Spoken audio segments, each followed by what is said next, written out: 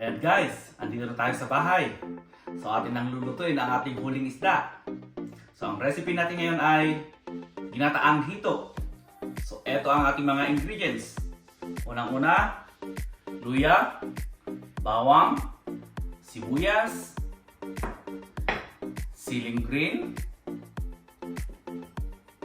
siling pula, manghang, gailan leaf or Chinese broccoli, mantika, paminta,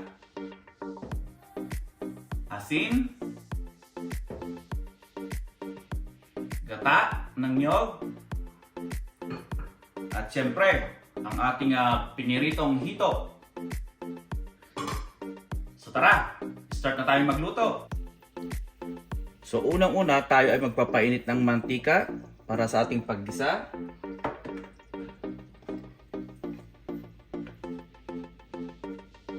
Lagay natin ang bawang.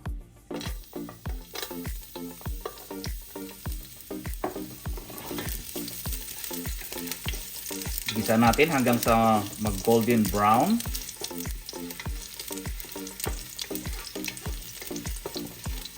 Yan.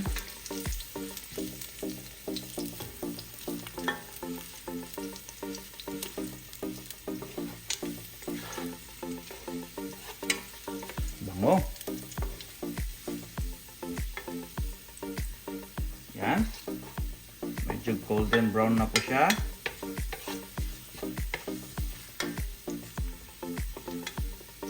Lagay na po natin ang sibuyas.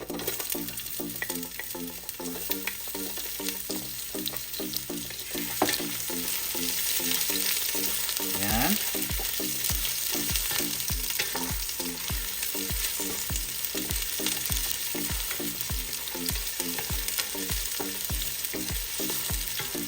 Tapos, load natin ang luya.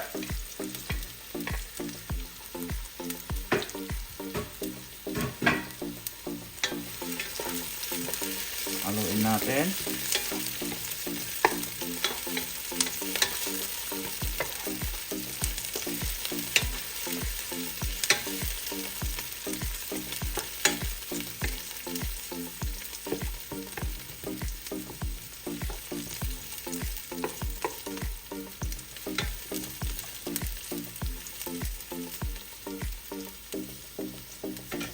At isunod na nating ilagay ang gata.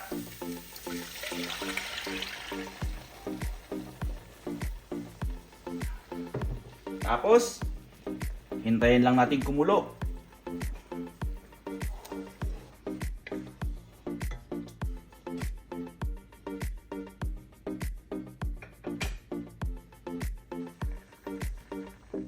Ayan guys, kumukulo na po ang ating gata.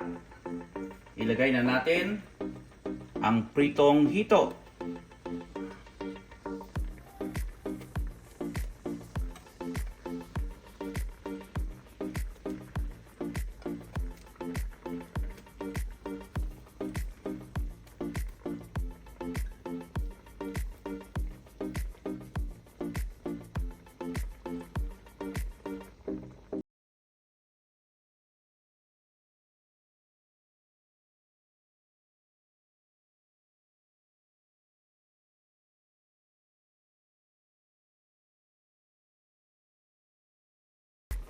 Takpan. Tapos dyan guys, i-adjust na natin yung heat sa medium. Yan.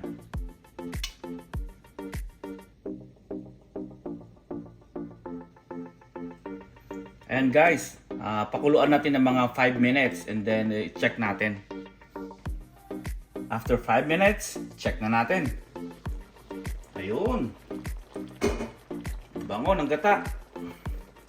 So ang gagawin natin dyan, baliktarin natin yung mga isda para yung nasa ibabaw na parte iilalim para manuot yung gata. Yan, pero dahan-dahan lang kasi madaling madurog yung isda. Yun pa ang isang rason guys, kaya ako pinirito yung isda bago natin niluto. Kasi pag sariwa siya na lutuin mo sa gata, tapos binaliktad mo ganito, may possibility madudurog. So ayan guys, nabaliktad na natin lahat. Yan.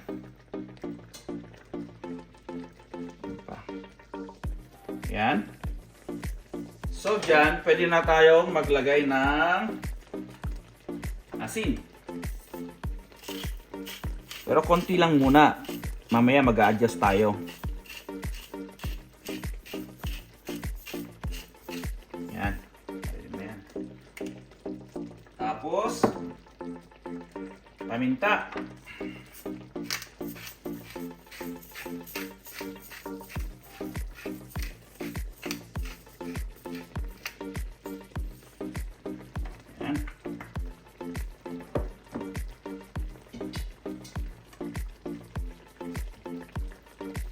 Tapos takpan. Maghintay ulit tayo ng 5 minutes guys. Then check natin.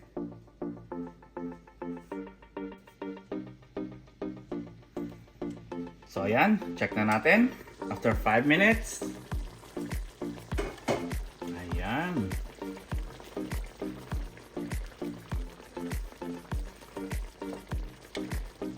Sarap. Ngayon guys, ilalagay na natin ang siling green na paborito ni Camera Mom. Yan.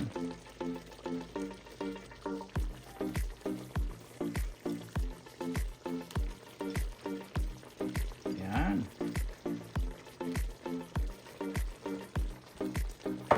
Tapos, sabay na rin natin yung siling maanghang. Yan. Wow, ganda ng kulay.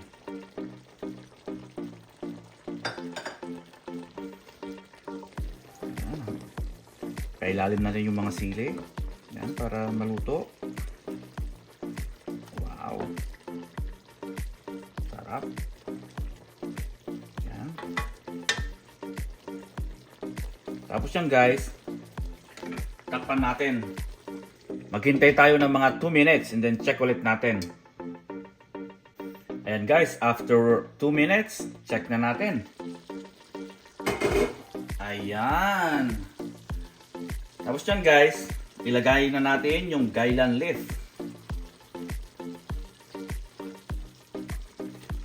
Ayan.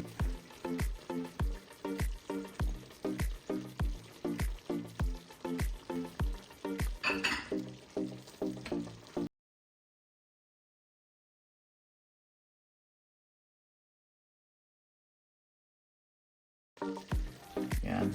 Dito pala sa gailan leaf, guys. Pwede ding spinach, pechay, pwede ding dahon ng malunggay ang isahog dito sa ginataang hito. And guys, takpan natin. Maghintay tayo ng mga 2 minutes ulit. And then check natin. Yan guys, after 2 minutes, check ulit natin. Wow! Gagawin na rin dyan, ilubog natin yung gailan leaf dun sa gata para mas magkalasa.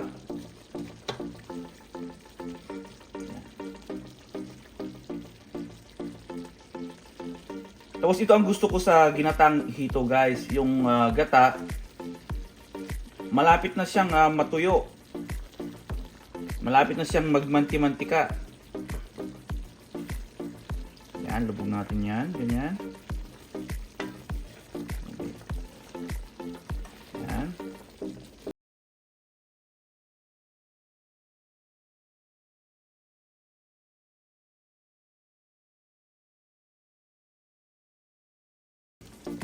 And then takpan natin.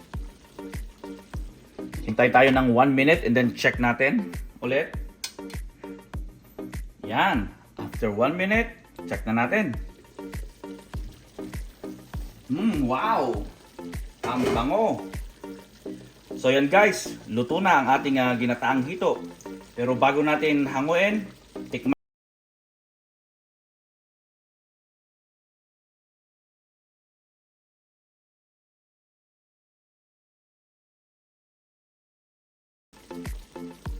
Sarap! Woo! Tara guys, kain na tayo! So ito na guys, ang ating ginataang hito. Kain na tayo! Ayan, kain na po tayo. Let's pray, Daddy. Lord, bless this food that we're about to receive from thy bounty. Through Jesus Christ our Lord. Amen. Amen! Yan guys, kain na po tayo!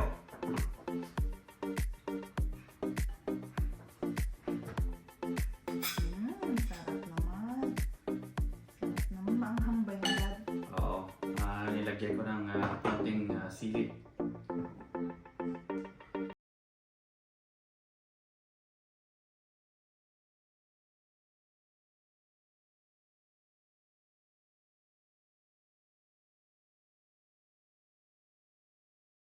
Thank you.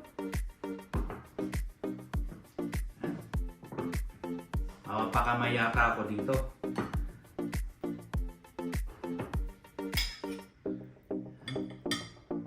Wow! Ang bango! Sarap. Sarap, sarap. Sarap naman. May sili.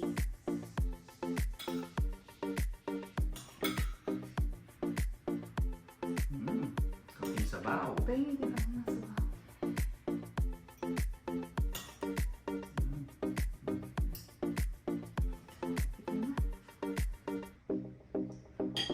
Magkakamay na ako. Kain na po.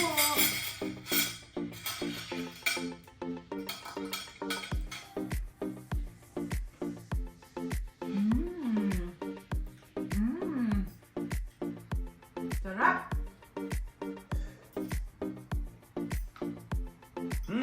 Sarap. Tama lang yung pagkaanghang niya guys. Hindi siya ganun kaanghang. Sarap.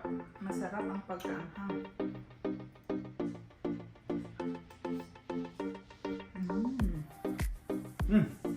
Sarap.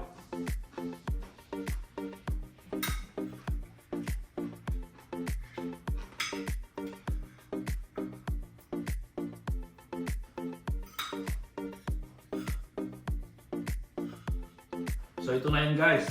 From lake to table na tinatawag. Cuts and cook. Sarap.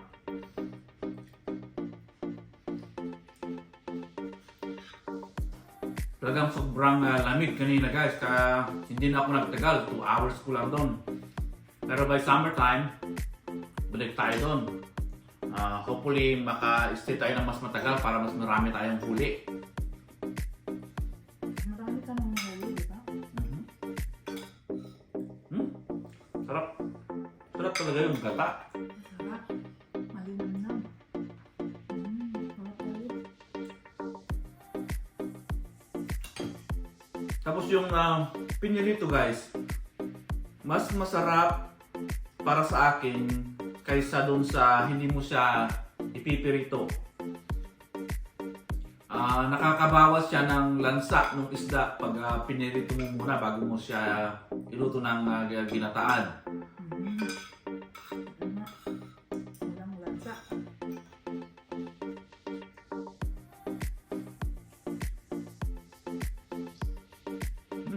Sarap. Ito yung ulam guys na mapapakanin ka talaga. Sarap. Maanghang na malinamnam.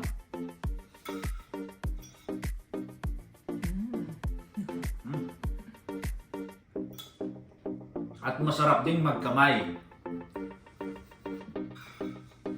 Sarap. Walang kalansa-lansa.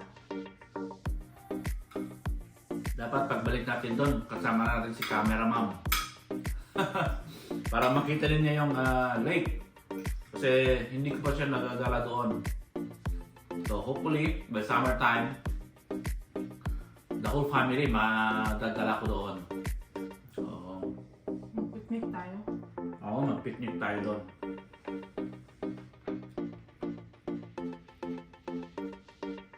Yung mga gustong sumama dyan.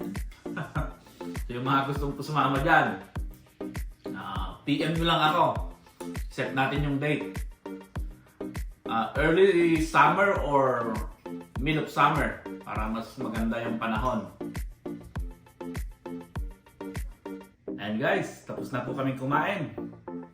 Maraming salamat po sa panonood. Hanggang sa muli. Salamat! God bless!